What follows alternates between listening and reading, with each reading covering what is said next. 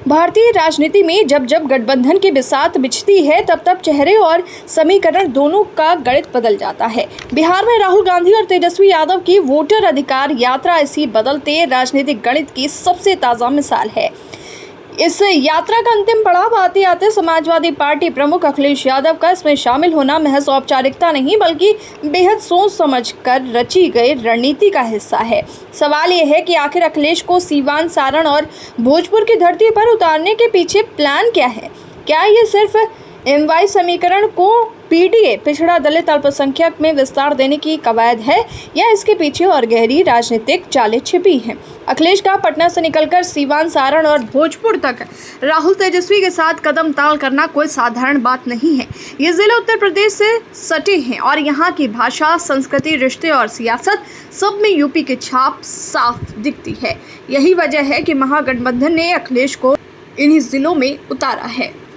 दरअसल यूपी के सीमावर्ती इलाकों की बलिया और सलेमपुर लोकसभा सीटों पर समाजवादी पार्टी पहले ही अपनी पकड़ दिखा चुकी है।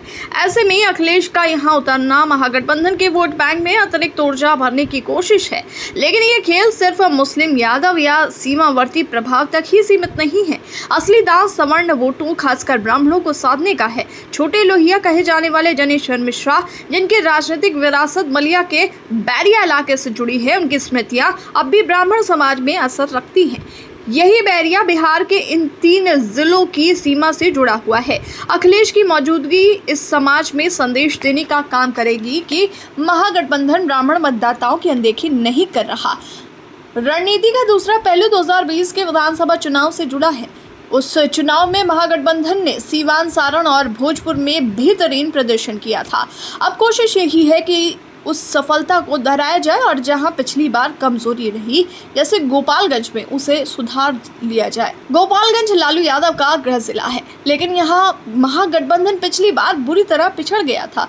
इसलिए इस बार योजना है कि बाहरी चेहरों के सहारे उस घाटे को भरने की कोशिश की जाए। वोटर अधिकार यात्रा का माइक्रो मैनेजमेंट इस रणनीति को और दिलचस्प बना देता है। किस इलाके में किस नेता को उतारा जाए, ये पूरी तरह से सोच समझकर तय किया गया है। मिथिलांचल में प्रियंका गांधी और तमिलनाडु के मुख्यमंत्री MK स्टालिन की एंट्री, गोपालगंज में कर्नाटक के CM सिद्धारमैया की मौजूदगी और भोजपुर बेल्ट में अखिलेश यादव की तैनाती, ये सब चुनावी विसात का हिस्सा है। दरअसल इन इलाकों में बड़ी संख्या में युवा रोजगार और शिक्षा के लिए दक्षिण भारत जाते हैं, इसलिए वहां के नेताओं को यहां लाना भी एक प्रतीकात्मक लेकिन प्रभावशाली कदम है। राहुल गांधी और तेजस्वी यादव ने अखिलेश को यात्रा में उतारकर ये साफ संकेत दिया है कि महागठबंधन का इरादा सिर्फ बिहार की सीमाओं तक सीमित नहीं है। ये प्रयोग यूपी की राजनीति पर भी असर डाल सकता है। सीमावर्ती जिलों में अखिलेश की मौजूदगी न सिर्फ बिहार की सीटों पर असर डालेगी बल्कि यूपी में सपा के लिए माहौल बनाने का भी काम करेगी। इस यात्रा का हर कदम, हर ठहराव और हर चेहरा दरअसल एक बड़े चुनावी संदेश का हिस्सा है। महागठबंधन ये जताना चाहता है कि अब की बार तैयारी अधूरी नहीं बल्कि बारीकी से की गई है। सवाल यही है कि क्या ये रणनीति वोटों में तब्दील होगी और क्या अखिलेश की एंट्री इस यात्रा को महज औपचारिकता से आगे बढ़ाकर चुनावी समीकरणों में असली बढ़त दिला पाएगी? यही आने वाले चुनावी नतीजे तय करेंगे।